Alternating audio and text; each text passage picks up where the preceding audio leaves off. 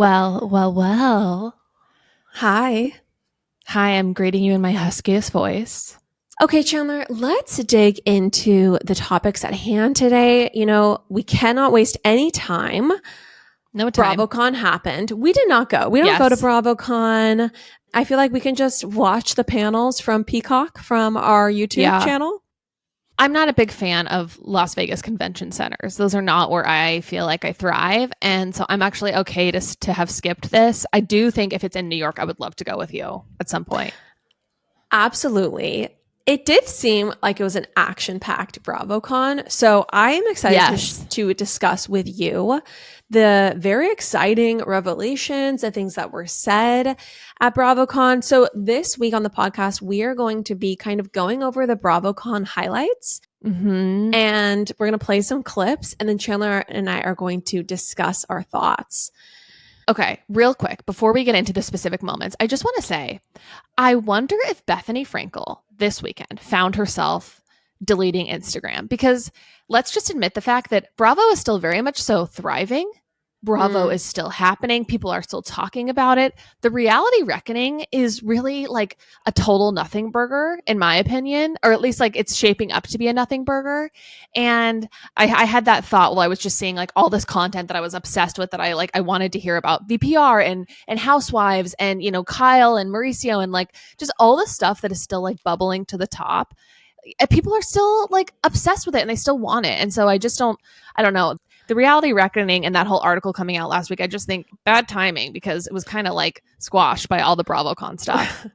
We're going to do this a little out of order, but there was a clip we were going to play. And so let's play this clip first about the Roni Legacy cast being asked about Bethenny's attempted takedown of Bravo. Okay. Yeah. My cousin Marina and I are obsessed with OG Roni. Like, it's literally half my personality. I quote you guys daily. Sonia, I just got a puppy that I named Sonia with a sexy J. I would die for you. So my question is, honestly, for all of you, I want to know what you think about Bethenny's attempted takedown of Bravo. You know what? I'll answer the question. Bethany ain't here to answer that, so there ain't no takedown. Look, does this look like a fucking takedown? Yeah. I am so with you, Chandler. If we watch Bravocon, what we're witnessing is these women at their peak, just absolutely loving every single second. I mean, if you look at who turns out, it's not active cast members with contracts who want to keep Bravo happy. It's literally any housewife basically that's ever been on the show is like, oh my gosh, I want to be at Bravocon. I want to experience fans obsessed with me. I want to go to the parties and go to the dinners. Like, for a lot of these women, the feeling I get is that being on these Bravo shows is like one of the best things, if not the best thing that ever happened to them. And I think that, you know, they don't get paid. I don't remember where I heard this, but they don't get paid a lot of money to go to Bravocon. They get paid, you know, it's not like it's the whole weekend. Yeah. It's not some cash grab for them. You know, I'm sure it's a blast to spend, you know, all day being fawned over and, you know, ask questions. And yeah, I think it looks like it would be totally fun. And I'm sure it's an opportunity to sort of like revel in all your like fame and success. Well, also, I'm sure that their outfits and glam alone cost more than $5,000. These women are basically paying for the experience. Yeah. And there's just no way that they're in it for the money. They are loving every second. Vicky Gunvalson was presented the Lifetime Award. And in it, she like is just so effusive about what it's meant to her to have been like the OG of the OC, essentially. And she brought up an orange on stage and was like, Andy, this is for you, in case you are looking to give another housewife an orange this upcoming season. Like, dying to get back on the show. Right. I mean, no, this is absolutely the height of these women's lives and experiences. At least it seems that way.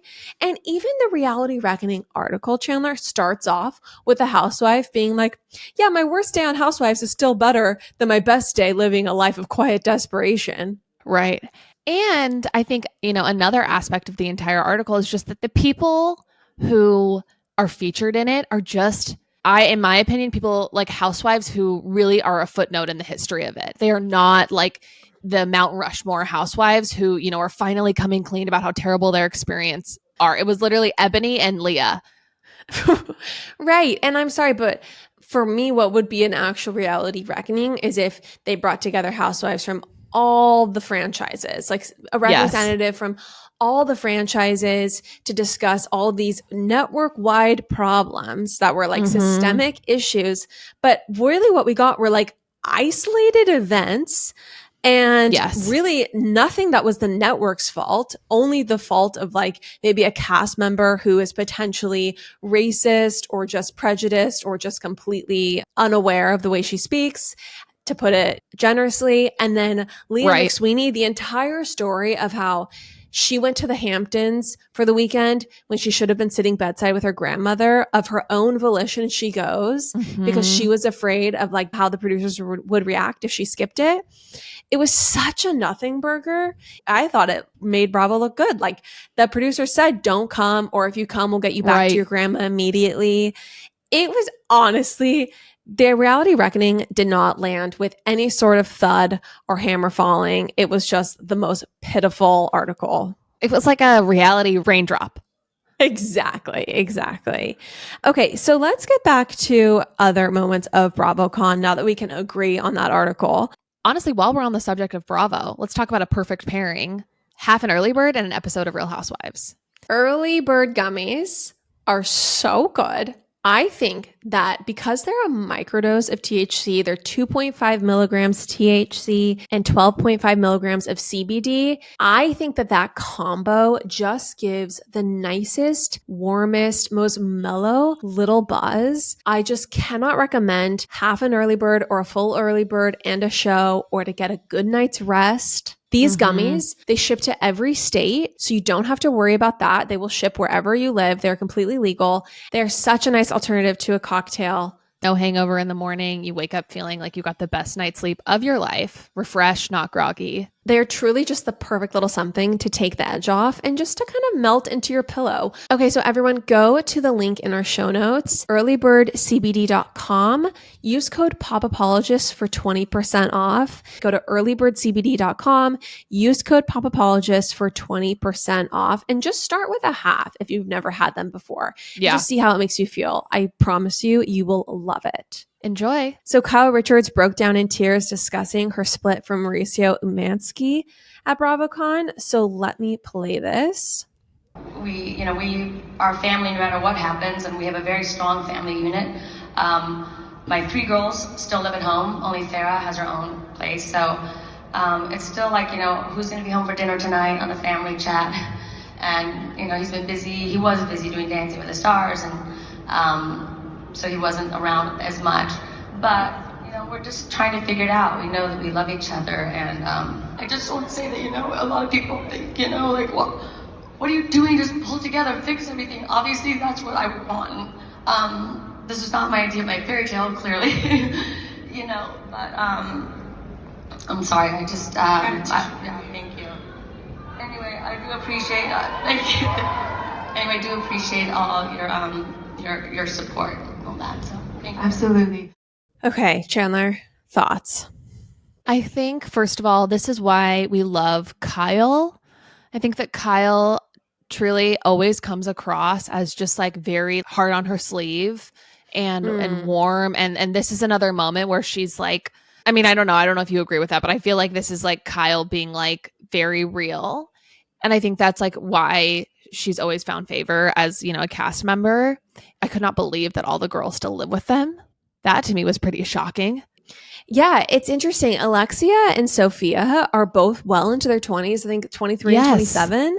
And I'm so confused. Yeah, why they still live with their parents. I guess Beverly Hills is expensive, but you would think with the agency trust funds that they could, be into their adult lives in a more independent way.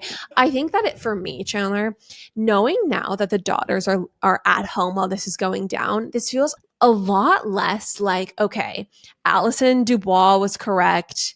Kyle and Mo, they're headed towards the next phase of their life. The kids are out of the house. Portia's almost graduated from high school, or she's a couple years out.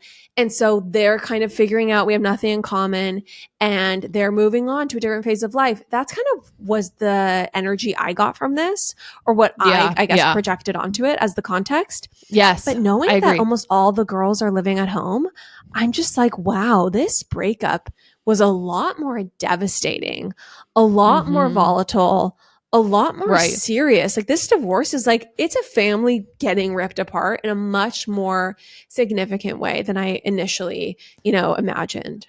I think another aspect of this is that Kyle had to have known that she was going to get asked about this at Bravocon. She had to know, obviously it's the top piece of Bravo news, out there right now.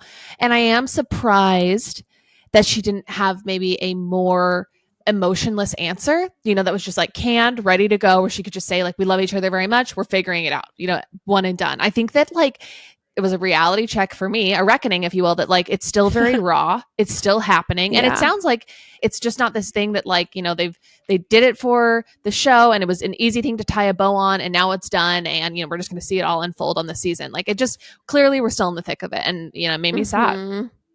Yeah, absolutely. And also confused because, and I'll just kind of pivot to this topic while we're talking about Kyle and Mo, but new photos have emerged. So I'm just going to read from this article that just came out. Mauricio Umansky and Emma Slater are caught arm in arm at a club as Kyle mentions divorce at Bravocon, and has admitted recently that his explanation of holding Emma's hand was strange. So this is according to... So you guys, this explanation is so bizarre. You're not going to, like, I had to reread it a couple of times because it was such a head scratcher. Okay, so this is what the article says. According to realityblurb.com, it says Mauricio Umansky and Emma Slater were caught strolling into a Los Angeles nightclub arm in arm over the weekend as his estranged wife, Kyle Richards, attended Bravocon in Las Vegas, where she seemingly slipped up about their divorce. First time mentioning the D word. Previously, it's always been a separation or they're going through a tough time. Although the couple previously denied that they're ending their marriage, the Real Housewives of Beverly Hills cast member said over the weekend that her divorce has been hard, while also noting on Telly Mellencamp and Tamra Judge's podcast that Mauricio's explanation about why he was seen holding Emma's hand late last month was strange. Still, after saying on Watch What Happens Live that she was hurt and taken aback by the pics of Mauricio and Emma, Kyle denied claims of hypocrisy involving her relationship with Morgan Wade. This is what Kyle said. She said, I've seen people say that, oh, but you've been running around with your friend. First of all, there's no weird pictures of me with anybody on the internet at all. As for Mo's chemistry with Emma, Kyle says it isn't easy for her to see. Okay, what was the explanation that Mauricio gave for the photos? So Mauricio and Emma were quickly met with dating rumors, which they denied in a joint video on Instagram. And this is what they said. We were talking about the week during dinner. And when we came out of dinner, we were recapping the week. And I reached out to grab Emma's hand and she grabbed my hand. And then we walked, to the cars, just recapping and summarizing.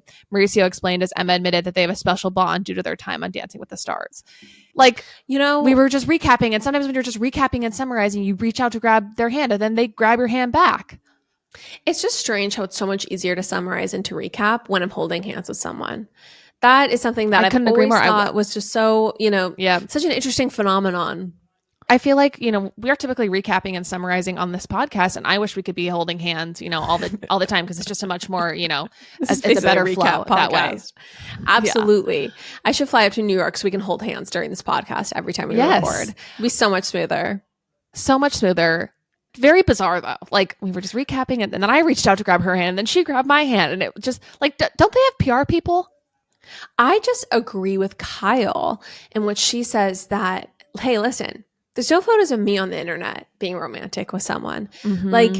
Yes, she's walking with Morgan Wade, but there's no photos of her actually holding hands with someone. Now, this is the second set of photos to drop of Mo and Emma in some sort of romantic embrace, or at least, with romantic physicality. I don't hold hands with anyone that I'm not.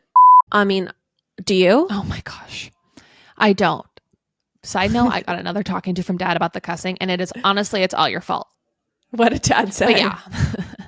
Well, I was having a lovely conversation with Mom, and Mom was like, "Oh, actually, Dad wants to say something to you," and Dad's like, "I really got to tell you, you guys could, tone it down with the swearing," and then he brings up, "You could," and I feel like I don't swear that much.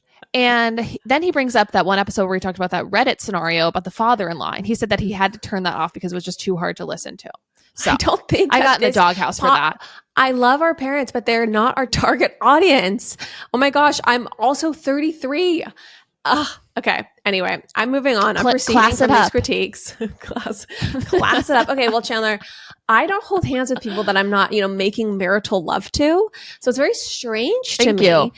I'm very with Kyle here. I do think that especially, honestly, for the sake of their daughters, it's inappropriate that these photos are online and that Mauricio is behaving this way. That's my moment of judgment. They are A-listers who have been in the public eye for too long to make rookie mistakes, like exit a restaurant holding hands with someone you don't want to be spotted with. No, I think that if we've said it a million times on this podcast, I'll just say it 1,000,001. Celebrities know how to hide.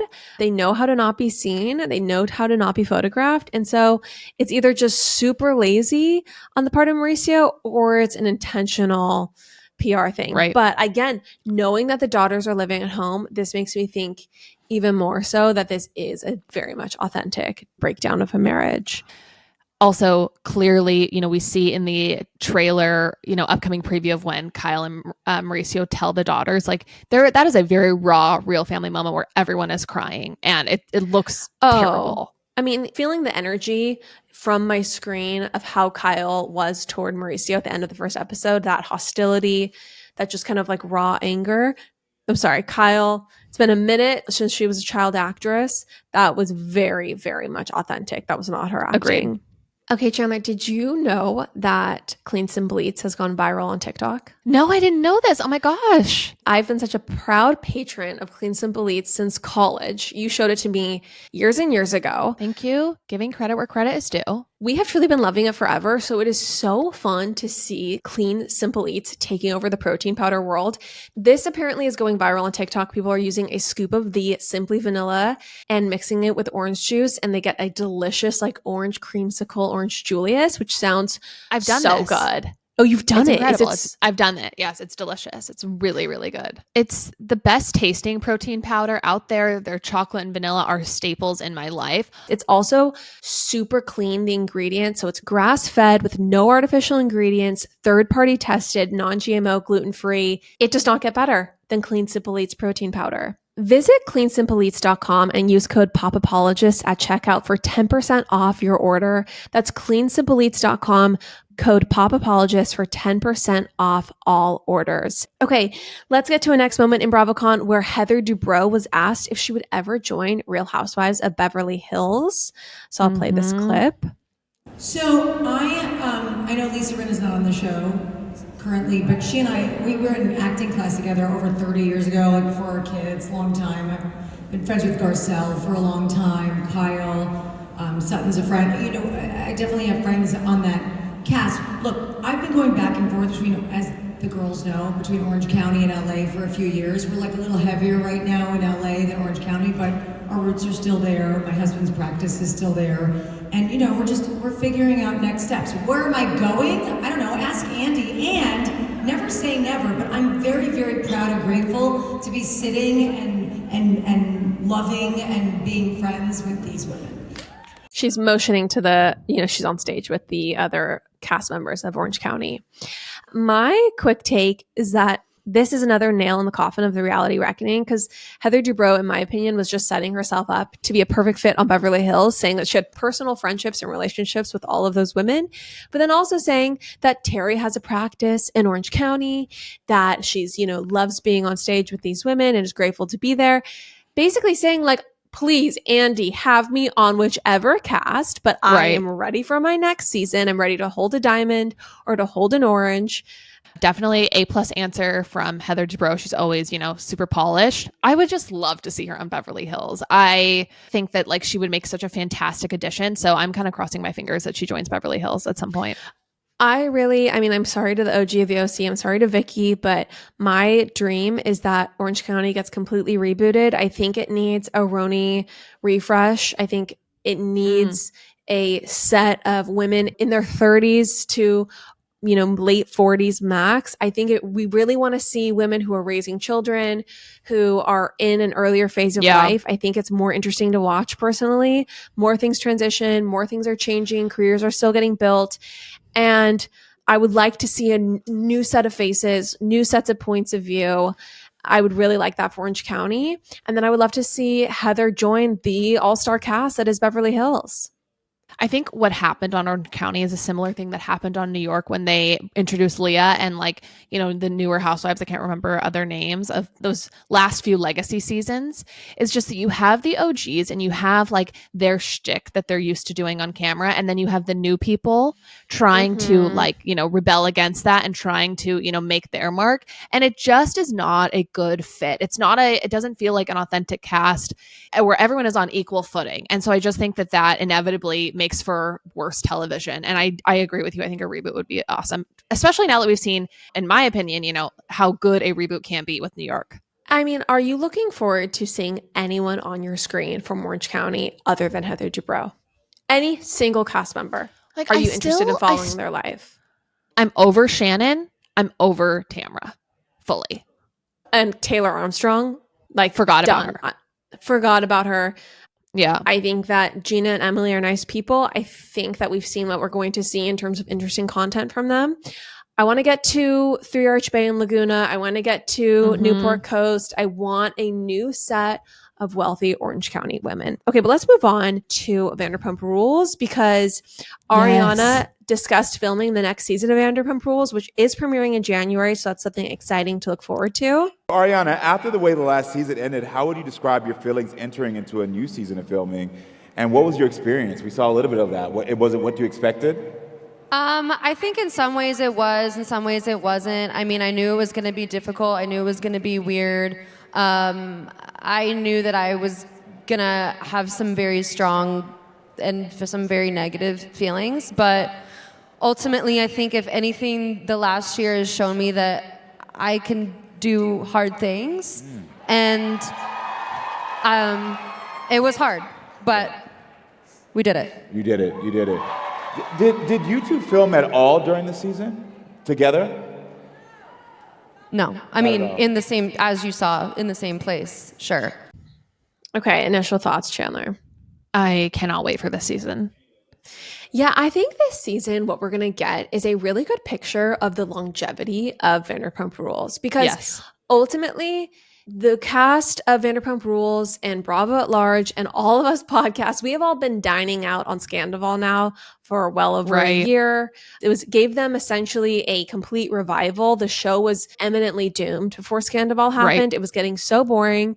And I just think that ultimately we need to see what this show looks like after Scandoval is over and what kind of conflicts or intrigues it can bring, because ultimately it cannot ride on the fumes of Raquel and Tom's betrayal forever. Right. Yeah. And I think that if that's what the whole season is still about, I think it'll be really disappointing. Okay, so let's get to another moment from the Vanderpump Rules panel. My question is for Tom Sandoval. Looking back, would you have done anything different? And do you regret anything? Wow, such a loaded question, huh? Yes, of course I would have done things differently, but I can't really look towards the past. I can only embrace what happened, try to learn from it, and go towards the future. Come on. Come on, what? Come on. Give us more, please. What would you like him to say? Okay. Be honest. Do you want me to go day by day? What have you felt? Hit him with I'm taking it day by day. Shorts. Too bad. No, yeah. I mean, of course I would have done things differently. Hey, isn't the answer to that question when somebody asked you what would you have done differently? All of it? Yeah. Yes. Right? All of it. Okay, let's just talk about this clip really quick. Okay. Because there's more to this. What do you think? Okay, first of all, if you watch this clip, we just have to talk about Lisa Vanderpump's outfit because it is the worst thing I have ever seen her wear in the history of all time. This is we have to get this out of the way momentarily before we get it off your chest, Chandler. Get it off our desk. She's wearing one of those ugly hats that like are like newsboy hats. Okay, on the top, which just like makes everyone's head look terrible. Page boy? It's like a page boy hat. Yeah, it's not a beret. It's like a beret, but with a little visor. So it's like a page boy cap. I think those are the worst things to ever hit, fashion. She's wearing a pinstripe crystal blazer. Mm-hmm. That is giving Nicole Kidman AMC ad. Okay. Then she's wearing black pants that are also striped in crystals. It's the worst outfit I have ever seen. I will go back to her in a purple lace button-up and chinos before I go back to this. I was going to say, I never thought I would be missing the days of purple pussy bow tops until I saw this panel. Okay, but now that we have ridiculed Lisa Vanderpump's look, it was just distracting. It was distracting. It is distractingly bad. My thoughts on Tom's answer. I really think Tom hates the viewers of Bravo. I think he basically despises the viewers of Bravo at this point. Right. He probably looks out at that audience and thinks they're all a bunch of nobody losers. Right. And also they have a lot of hate right back for him. And so I think he thinks, I'm not going to give these people some moment of contrition, some emotional moment of remorse. First of all, he hates almost all of his cast members. Okay. Right. Him and Ariana, you think he wants Ariana to see him have some like moment of serious, authentic remorse and contrition? Absolutely not. He doesn't want to give her that satisfaction. And so he's just going to give some useless platitudes, again, like, he just needs to look toward the future. He doesn't want to think about the past. He regrets a lot of things. He's not going to say, oh, I deeply regret what I did. I'm so sorry. No, he's done apologizing and he's done trying to get redemption at this point. Yeah. I think redemption for him at this point is a lost cause. And my biggest thing with Sandoval is that he just doesn't do himself any favors, because while it is valid for him to not like the Bravo audience because they have really, taken him to task, he cannot for a moment at least fake some contrition or fake some thoughtful, sincere answer. I feel like in response, we're going to get to another moment where another man asks him a question and he is just so arrogant no matter what. I don't see this situation getting any better with Sandoval, he just doesn't do himself any favors. He's sitting there in a skirt that kind of looks terrible. Like he just looks some sort of so done and fed up. He looks kind of ridiculous and he looks very done and over the whole thing, but he also is kind of a dick when he like responds to people. And so I just he doesn't do himself any favors. Maybe there's no winning for this guy, but he certainly doesn't even try. I completely agree. Let's get to the next moment from this clip, which I thought was so interesting. Unfortunately, my question's for Sandoval. This has to be tough. You're being booed and booed and booed. Yes. But my real question for you is, why are you still here? Why not go away? Why not get away for a while and just nobody wants you around anymore? So why not go away? Well, we got to be nice. That is nice. It's fair. First of all, Tom Sandoval can't afford to take a break. Tom Sandoval can't retire quietly to, Bermuda. Tom Sandoval needs this direct deposit. That's what I was going to say. It's like, this is this guy's only job. This is this guy's one shot. After Tom Sandoval leaves Vanderpump Rules, his earning potential is only going to go down, right? Like, I highly doubt Tom Sandoval is going to have some glittering career in business, or he's going to become a venture capitalist, or he's going to, this is it. This is it for Tom Sandoval. He's not quitting because he needs the money, people. And he honestly, of course he's not going to say that, but I would have found it hilarious if he was like, I can't afford to quit. Joe from Kansas City. Maybe I could see him retiring from Vanderpump Rules reality TV to then switch to $1 Million Listing. Like that's a path I could see for Tom Sandoval, which I maybe would be interested in. But that would be like in his wildest dreams that he would land another reality show. Totally. No, I mean, this is it for Tom Sandoval, most likely. And so I think it's pretty clear why he's not quitting the show. Do you want to talk about what Lala said? I thought Lala defended him in that Brock moment. Maybe I'm wrong. Okay, so kind of speaking to Lala's defense of Tom Sandoval, Chandler, before we give our thoughts on it, we do have another clip of her explaining her thought process there. I'm curious about the status of your friendship with Ariana, because you've said some things that are leading fans to believe that things get a little weird this season. What can you tease? How are you and Ariana? Ariana and I are good. Okay.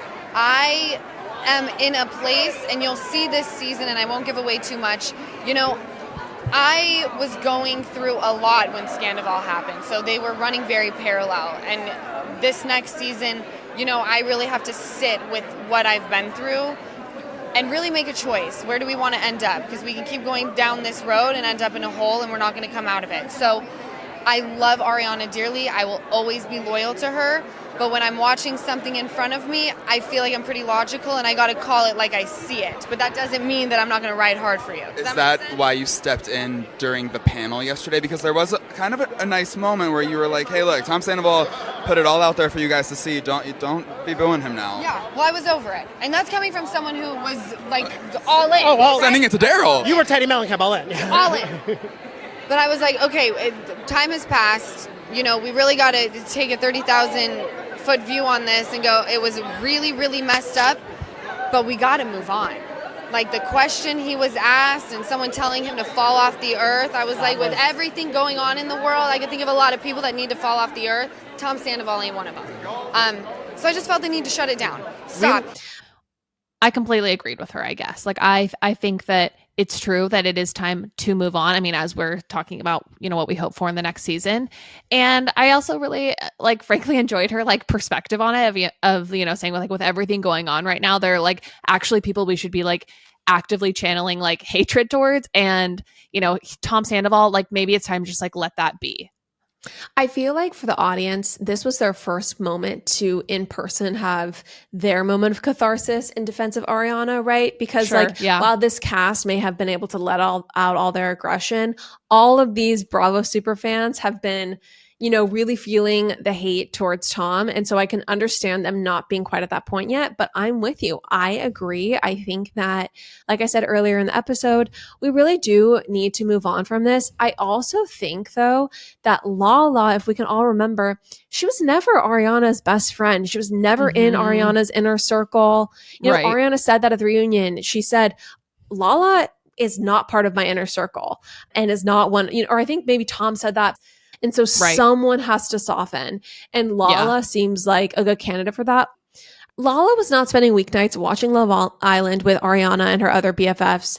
And so I think it makes sense that, she is probably going to be a little bit more Team Tom this season. And frankly, we need someone to film with him. What are we going to watch? His band rehearsals? Yeah, exactly. Great point.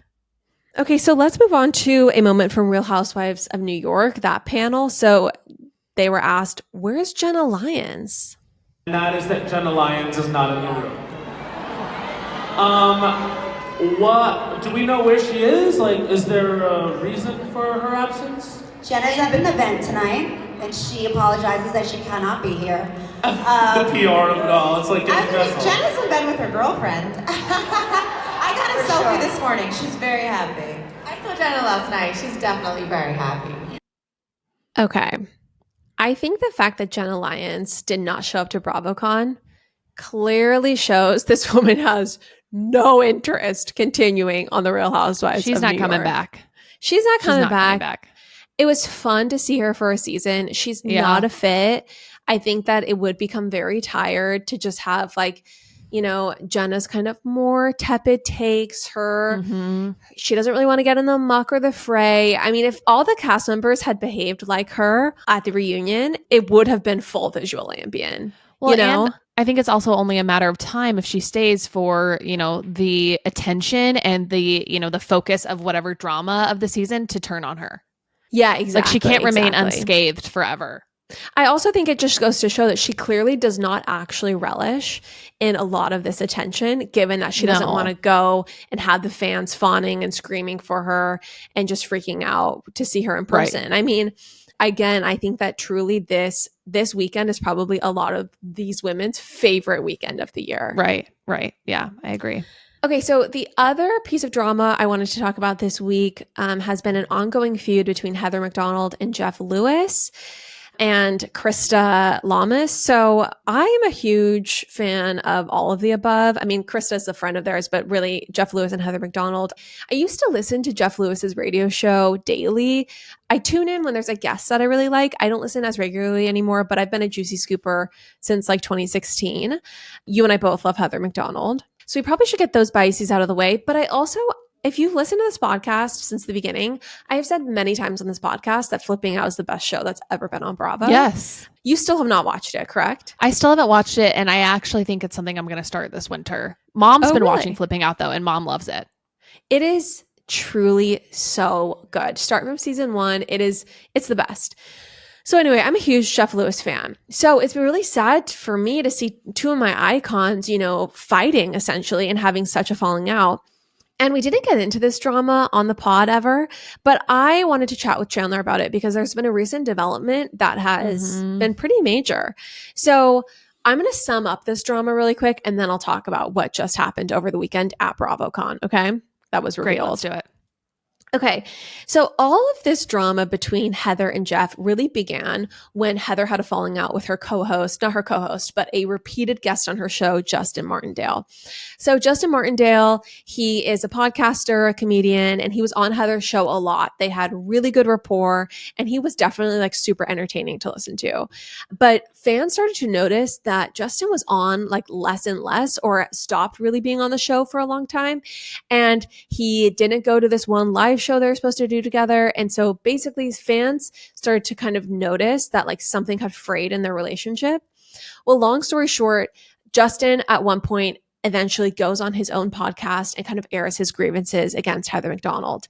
Now, I am not going to dissect those today, except to say for people who are deep in this drama that I think that episode was ridiculous. And I think that it was just like his grievances were so absurd. He really tried to make Heather McDonald out to be a terrible person, and it was sad to see. But one of the key issues he had with Heather was that he talked to Jeff Lewis because he said, I'd love to come on your show. He saw Jeff at like a bar one night or something. And Jeff said, I talked to Heather McDonald and she asked me not to have you on my show. And so Justin was like, hey, I'm an adult. I'm a free person. What are you talking? No one owns me. And so Heather said, I never told Jeff that he wasn't allowed to have Justin on. And so Jeff went on his show and said, hey, I've been friends with Heather for forever, but I need to correct the record. Heather did tell me not to have Justin on the show. And so that's when this all super fractured, because Heather then went on her Patreon and said, okay, I did have a conversation with him, but the tenor of the conversation was not, you're not allowed to have Justin on. It was, we have these regular co-hosts. Let's not co-opt each other's regular co-hosts, because otherwise our shows are going to get way too similar. Like there's tons of crossover audience between Heather and Jeff's shows. So many people listen to both. And so what Heather was saying was like, if I start having Doug Buden on, who's your regular co-host, it's just going to get it's just going to become too much like the same show. Or if Jeff has Chris Frangiola on. Yes, exactly. Chris Frangiola on at all, but really, or all the time. Yeah, exactly. It just becomes too similar. Also, when she put out that Patreon recording explaining, she liked and agreed to a comment that basically said like, hey, Heather, there's a lot of drama going on in your life. Look at the falling out that you had with Megan Weaver.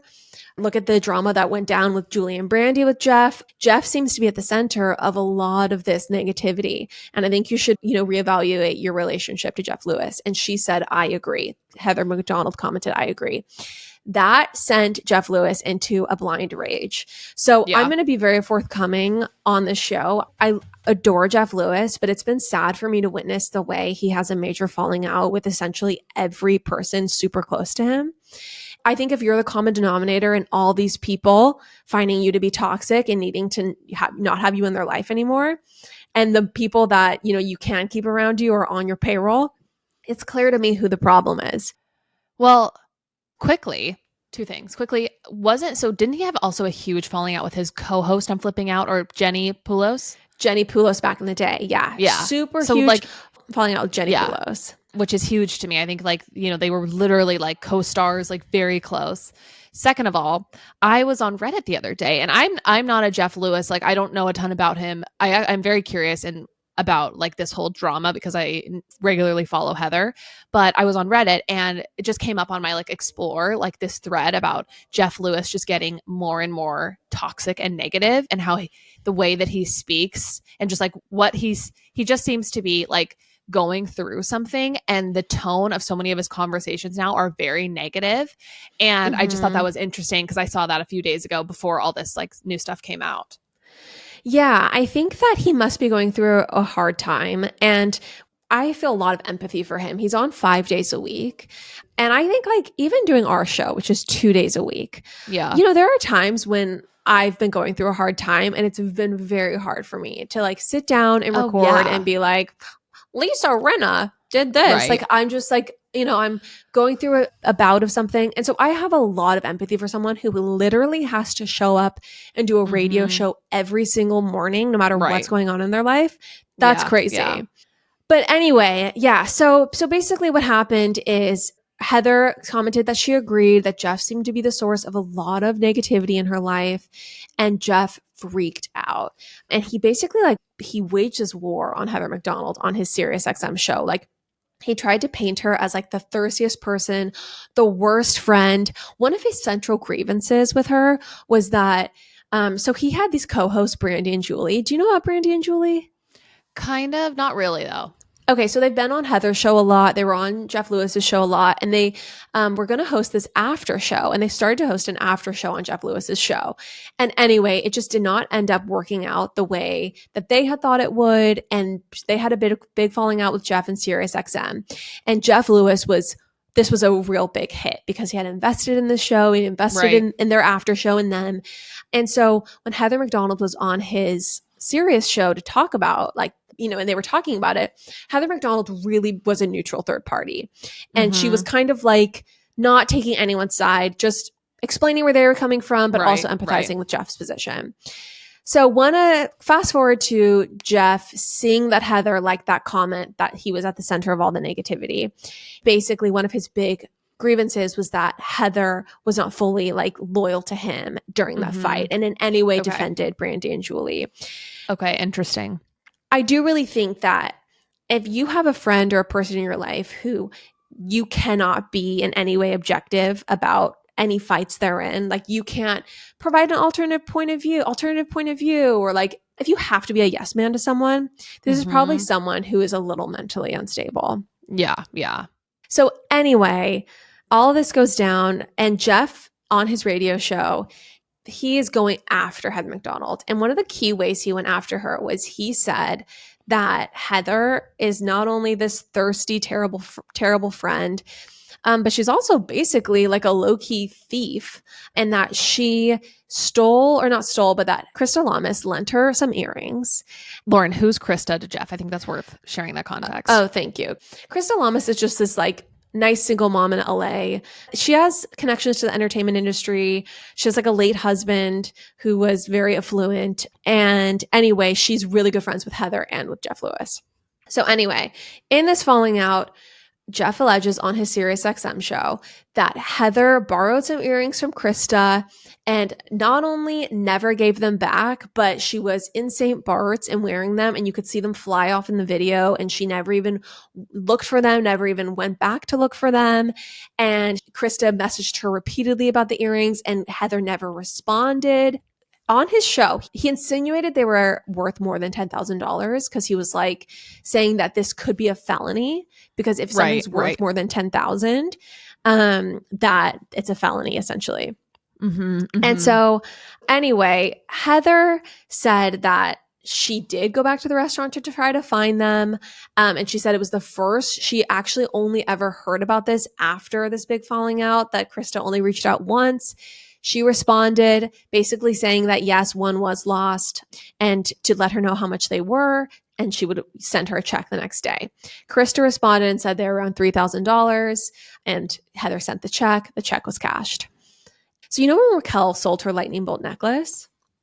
Oh, and yes. she gave the proceeds to charity. This just happened. Yeah. Heather had the idea, maybe I'll sell this other earring and give the proceeds to charity. So she went to a jeweler to have it appraised. And the jeweler said, this is worth nothing, essentially. It's worth maybe $2. This is fake. This is costume jewelry. Yeah. And then she went to another jeweler as well, and they said it was fake. And so basically Krista lied. They were not worth were not purchased for $3,000. And not only lied, but then took money and cashed a check, which is like full on fraud. So anyway, Heather revealed this at Bravocon during one of her shows. And so it definitely, I think if there's any question on who was the bully, who was in the wrong here, in my opinion, very clearly Krista and Jeff, given that allegedly this whole earring debacle was completely fabricated. And like they made her out to be so careless with someone's valuables and not caring about her friend. And meanwhile, they literally lied to her about how much they were worth and then cashed the check for the money for the earrings. It's just insane. I wonder, like, I think what I'm just curious about is like, did Jeff know that they were always fake?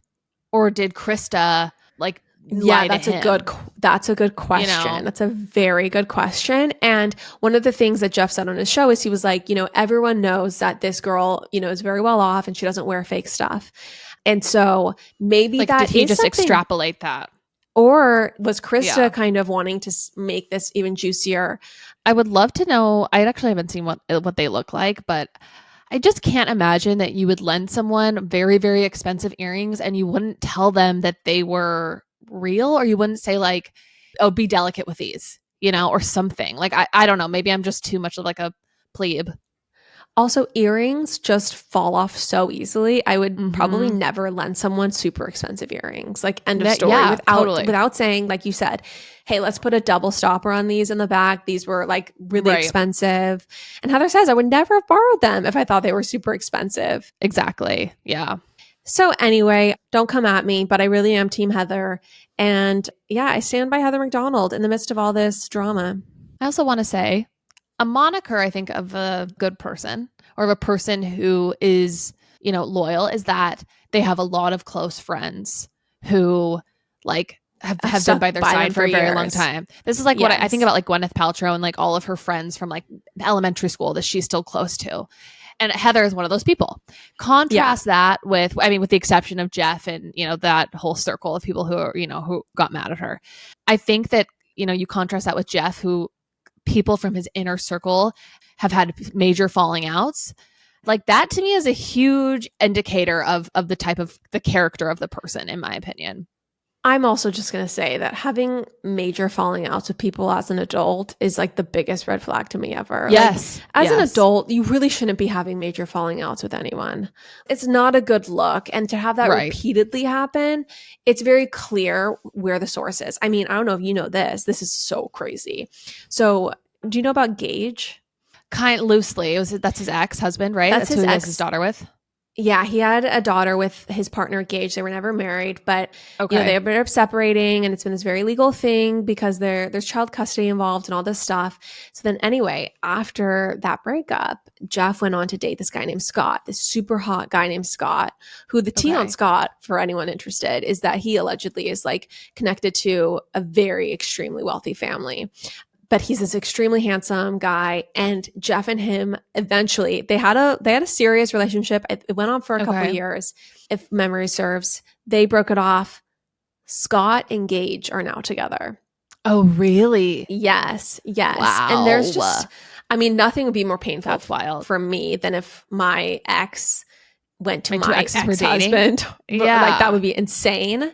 Yeah, but I will say, like, Scott always seemed like a very level-headed person to me from what I heard about him on the show. Like, he never wanted to be part of the radio show. Yeah. He didn't seek any sort of notoriety or fame. Yeah.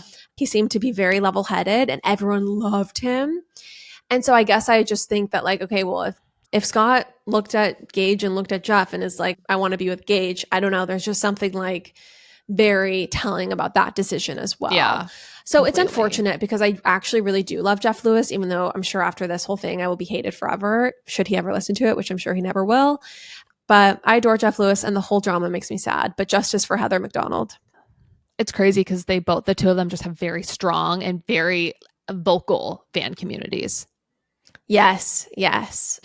And it's, one of the things I think I've realized too is just like the bigger a show gets, the bigger someone gets, the more negativity that's going to come across because yes, they have big fan communities, but they both also have a lot of haters and people that really don't like them and snark pages against them. So it's unfortunate. But again, justice for Heather. And that's my take on the whole drama. Chandler, thank you so much for co-hosting with me today on our podcast. Thank you.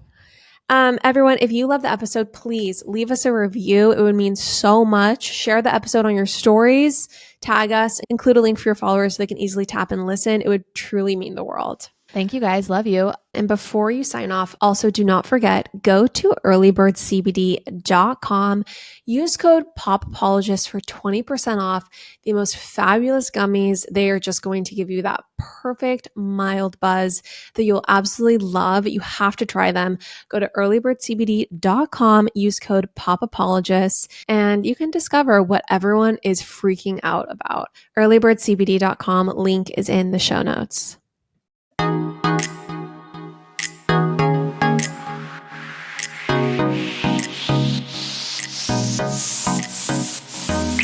That's all for now, folks. Don't forget, give us a 5-star review, hit us up on Instagram at PopApologists, and we will see you next week, live every Wednesday.